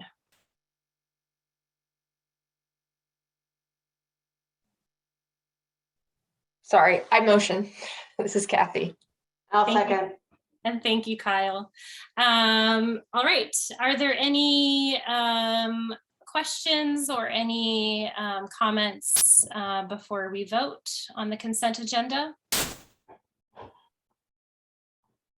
Okay, hearing no questions, we are going to vote. All those in favor of approving the consent agenda, Director Decker? I approve. Director Sproul? Approve. Director Zavala? Approve. And I also approve. And the motion passes. Next on the agenda, let's scroll. We have our regular business. There are two different first readings that we have. The first one is the recommendation to conduct a first reading for our new policy 0010, the equity policy. I'll turn it over to Dr. Snell. Thank you, Tracy. In the agenda, and the public has access to the agenda through our website, this policy that was referenced tonight in public comment, thank you for people weighing in on that. And then also Janelle walked us through the journey to where we're at today. So typically with a first reading policy, there isn't a whole lot of discussion from board directors because we know it's coming back on the next agenda. It's more of an opportunity to publicize the draft as it's written after it's gone through whatever revisions and processes. In this case, the equity policy through the process that Janelle outlined. But tonight, because this is a really important policy, we probably should pause and just open it up for any discussion about where we're at with this, knowing that we're bringing it back for a potential vote in February. And so I'll throw it back to you, Tracy, related to the equity policy. Perfect, thank you. Before we get to questions, I appreciate Jeffy pointing out that it is posted, the actual draft policy. Yes, and I was going to ask you if you could kind of, since you're screen sharing, if you could show where that is posted. So on the agenda, on the board docs, if you look under regular business, the recommendation to conduct the first reading of the equity policy, if you click on that, the equity draft policy is posted there. There's a link. So for any of our community members who are interested in reading that, that's where it is. And also we do welcome between now and next week, if there are any if our community does have feedback, this is really what this time is between the first reading and second reading, to provide any comments or additional feedback on this draft. Are there any questions from board members about this first reading or about the equity draft? I'll just echo again, and I think it was Kathy and Director Decker and Director Zavala, who served on the equity committee on behalf of the board, the equity policy committee, excuse me.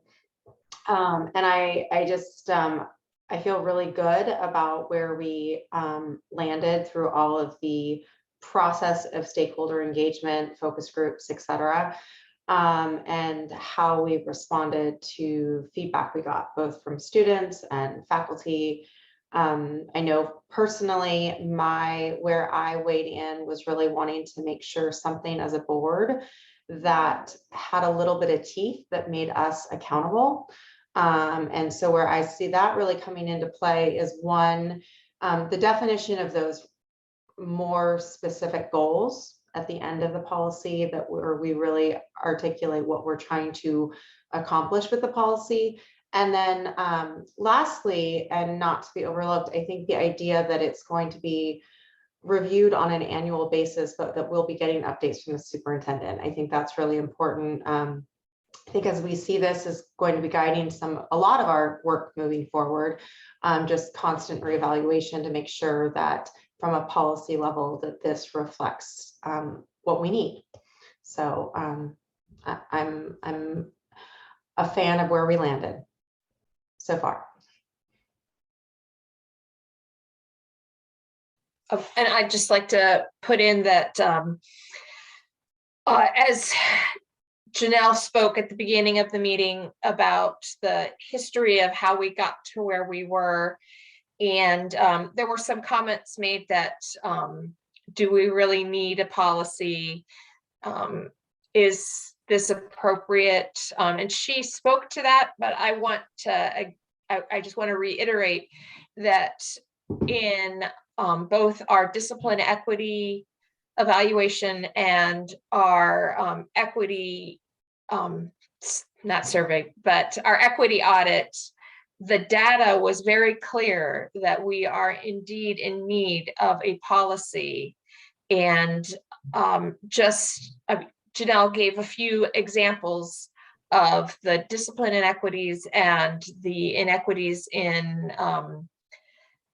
our students' outcomes across not only race, but also among our students with disabilities. And so I just want to make it clear that there is quite a bit of data out there that supports our going forward with this policy. I just wanted to share that as a student from the Vancouver School District, as a staff, and now as a director, I am very excited about this equity policy. I have, experience from, I feel like, different situations, but this to me is accountability. And this is really where it's a base and it's kind of the root, right? And from here, that's where the procedures will come and so on and so forth. But to me, we're making history, and I'm really excited about that. And I think I commend Janelle, and I think from when we came from WASDA, it was told to us, this is only the beginning. So I think we just need to be ready for the ride that's to come, because it's not going to be easy. I think just to thank you, Sandra. I always appreciate, because you bring so much perspective to it. I also think that, this wasn't just a journey this fall or the conclusion of an equity audit. We've been engaged with stakeholders for a year and a half as we went through the superintendent transition process and the hiring process, and engaging with so many different groups from our community. And the equity audit wasn't a surprise then, because it really validated what we had heard from all of those different listening sessions. So this really is a culmination of about, 2.5 years worth of work. So again, thank you to all who are involved. Any further comments? One thing I just as a reminder, the board acts at the policy level, because we set the policy, and then Dr. Snell leads his team to implement administrative action, right, to support the policy. Perfect. Thank you for that distinction, because I know that that's important kind of in our role versus the superintendent and district staff role.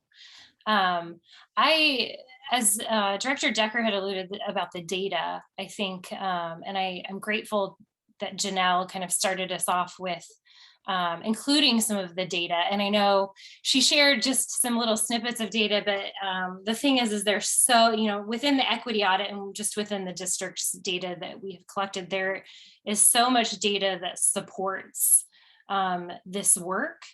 And I've always kind of gone back to the kind of mission statement or vision that, your demographic should not predict your outcome. And I think that really, when we look at some of our data, I think that really does support this work. I love the revisions that we have looked at in this drafting process, just with further kind of delineating, as Director Sproul said, with the kind of the action plans and the progress monitoring, so that, I think we have put so much work into this that we want to make sure that it is not just a policy that gets, put on a shelf and we can say we have an equity policy, but really something that's going to be effective and that's going to make change for so many of our students. So are there, I don't believe there's any further questions or comments. Okay. I just wanted to say one more thing. I'm sorry. Go for it. There's a lot of also, we're talking about quantitative data, but there's also a lot of data that is not numbers or demographics, right?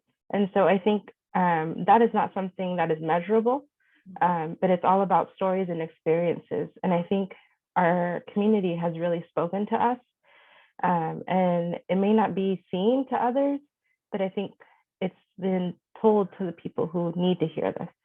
So I just wanted to share that, because it's not experiences that are easy to talk about, and it's not something that is measurable. Thank you, 100%. Thank you, Sandra, for bringing that up. That is very true. Next on the list, we have the recommendation to conduct a first reading of a revision of a policy for the meeting conduct, order of business, and quorum. Dr. Snell? Thank you, Director Barros. Like the last one, we actually had some public comment related to this item tonight. And so this has been an ongoing discussion probably since June, July board meetings of just how to best facilitate access for the public. I know that you as a board are really committed to listening and trying to engage. And trying to provide multiple opportunities for people to do that through written comment, through just reaching out to staff and board directors, and then also through the public comment part of the board meetings. And facilitating that in a hybrid meeting presented a lot of unique challenges as you were facilitating people coming on via Zoom and people in person. And then also there's been just some confusion in the process, as was stated in the public comment, because people may be attending their first board meeting. And so I know the directors, you have all shared your concerns that even in our last meeting, some of the patrons were attending for the first time and were confused by the yielding of time. And so you asked us to bring this back again for further discussion. I know at each meeting, you're trying to come up with a way to really allow stakeholders to share. And so I think this is taking away the yield of time in the policy and really trying to give a little more flexibility about what that looks like. You heard in the comment tonight a suggestion about potentially, yielding up to 2 or an additional time or something. And I know you guys have went through a lot of different scenarios as you're trying to work towards access. So it's before you again as a first reading, but wanted to give an opportunity for people to comment on it tonight. And if people are interested, like you said, Director Barros, it is linked in the agenda here so people can see the revisions. It's got like red line through the changes, and it's really easy to see what the potential changes could be. Perfect, thank you. Questions or comments about this potential change in policy? Well, this is Kathy, I'll go. This is a tough one. And it's tough because I know all of us are committed to having our community have access to talk to us. And this is in lots of ways the easiest way for them to talk to us. And while we don't get to talk to them back because of OPMA rules, at least they get to voice their thoughts, their concerns, their frustrations. It becomes an issue, the yielding of time, when we have, people yield 8 people yield to one person, and then we've got one person speaking for 24 minutes, or one person even speaking for,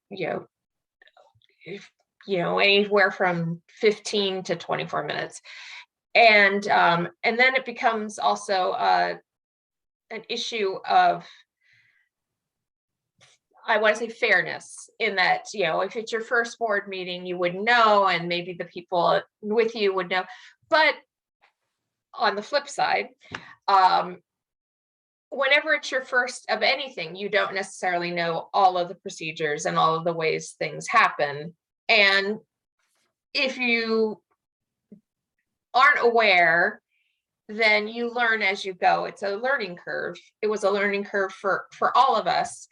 And simply because some people don't check into what the procedures are, then that doesn't necessarily mean that for others, we don't allow them to yield their time. I'm leaning towards allowing a limited yield of time, because I do think that we have gotten an excessive use of that. And I don't feel like we're hearing from everyone, and it extends our time, I think, unnecessarily. But as far as eliminating it completely because some people aren't aware of the procedures, there's a lot we could eliminate completely just because people aren't aware of the procedures. So I think that if we want to do something, I think it's already on our website, on our page, but perhaps there should be, maybe in bold letters, by the way, you can get people to yield time to you if that's what we need to do. But I hope that all made sense. So sorry, I'm done. Thank you, Kathy. Further questions or comments?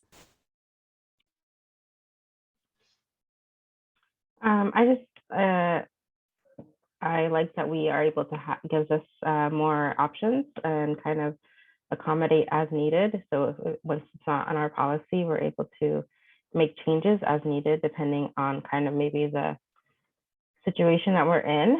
And I guess I just feel that 3 minutes is enough time to say what you need to say. And so we can be able to hear from all of our constituents.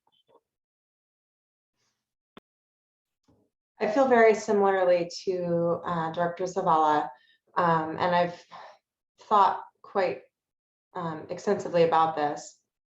Yielding of time is, of course, not unique to our meetings. It exists in Robert Rules of Orders. It's part of parliamentary procedure. I just think that the practical application has become very cumbersome in our meetings. And as I think through creating a boardroom, whether it's virtual or in person, that is open and accessible to all of our constituents, I think the idea of having different weights of time isn't the most inviting or welcoming. I'm very proud that we don't put a time limit on public comment overall. I'm proud that we have offered up to 3 minutes. But I do agree that 3 minutes is a considerable amount of time that someone can make a statement that is meaningful to them on a topic, and then submit to the board as needed. If there's supplemental data or research or additional points for us to consider. But I don't necessarily think, especially as we consider that this is public comment addressing to our board, not to the public or not to a certain set of stakeholders, but actually addressing the board ourselves. I think 3 minutes is pretty adequate. And I also like the fact that then everybody is welcomed with the same format and parameters. And I also, I think as we navigate different hybrid and virtual meetings, et cetera, just the syntax of the yielding of the time is extremely burdensome, and it can extend the length of the time of our meetings excessively. And since June or July, we have had public comment that has run upward of 2.5 hours. And we do need to be mindful that we have administrative staff supporting these meetings. We also want to make sure that our meetings are accessible and digestible for our community to watch. So that's my 2 cents. If I could add one more thing, I just want to piggyback on something that Kyle said, Director Sproul said, and that is one of the things that I think has gotten away from us in public comments is the knowledge that public comments are made from the public to the board of directors. It's not public to public. Well, because we now have a video of our meetings, the public can view it, but that isn't the intent behind the public comments. The public comments are for the person speaking to be speaking to us and letting us know what's on their mind. And I think with giving over so many minutes and letting it go, it seems more like it's how do I want to word this? It's more like public to public rather than public to the school board. So that's it. Thank you. I think one of the things that was helpful for me to understand, and I know Director Sproul referenced that yielding is a part of parliamentary procedure. One thing that I was interested in kind of finding out more is how other boards and councils kind of operate around our county. Because there are a lot of our patrons who maybe have vested interests in several different school boards. Maybe they work in one district and live in another, or just have interest in different, or maybe go to city council meetings, but also come to school board meetings. And what was interesting is that the staff compiled some information for us as we were considering this. And I believe, I'd have to go find the list, but as far as different boards and councils that offer the yielding of time, I believe it was only us and Camas that even offer that opportunity to yield time. Most school boards do not, and I do not believe county or city council do. And also what was interesting too was the fact that I think Director Sproul referenced this, that some boards do limit the amount of time. There's 30 minutes or 90 minutes or some specified amount of time. And so it really becomes a, first come, first serve. When that time is up, we're done. And I'm really proud of the fact that we want to maintain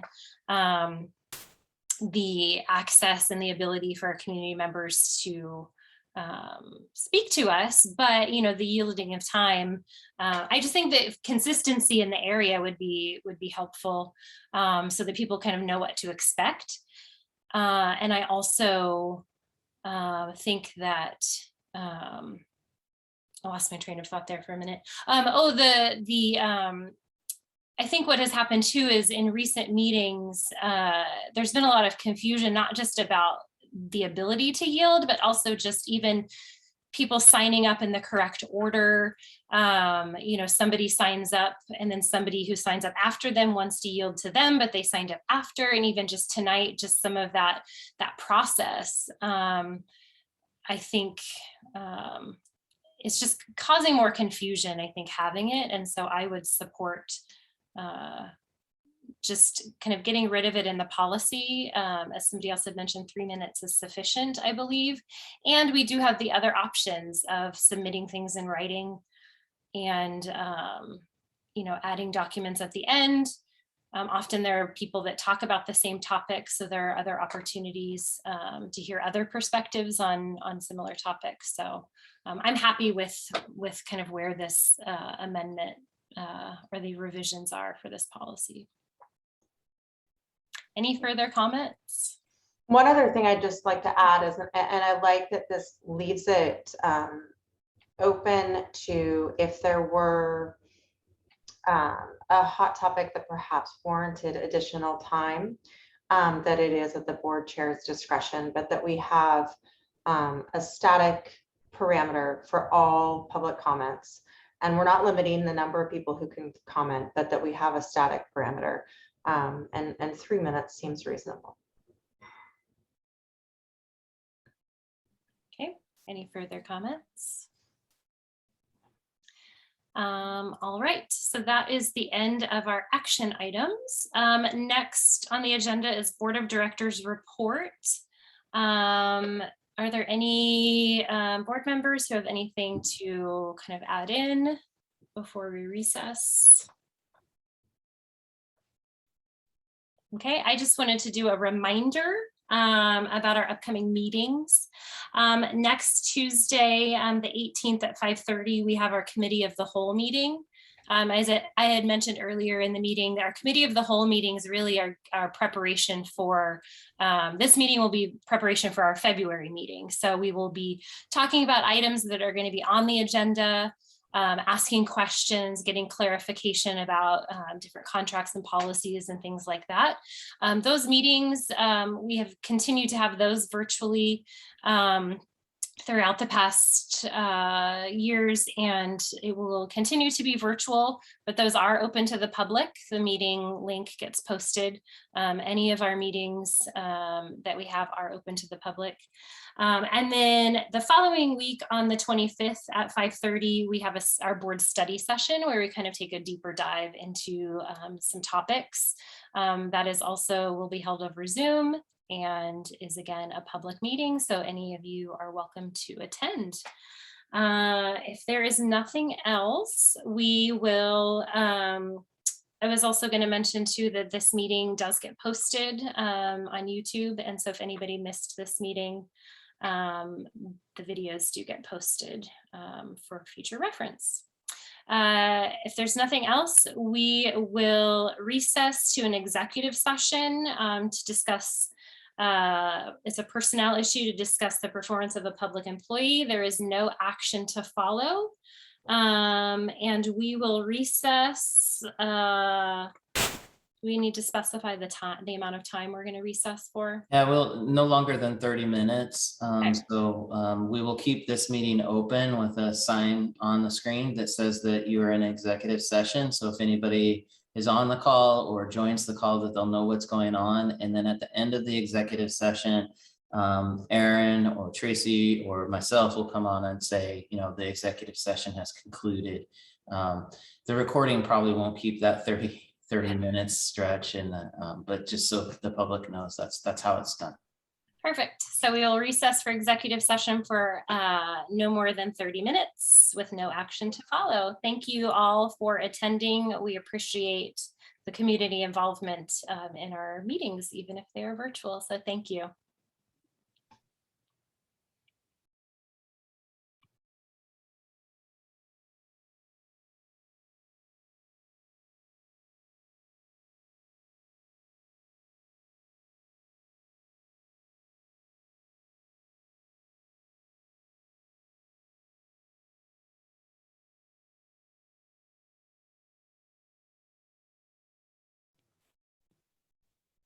All right, it is 8:15 and we are back from our executive session, and we are adjourning our meeting. Thank you, everybody.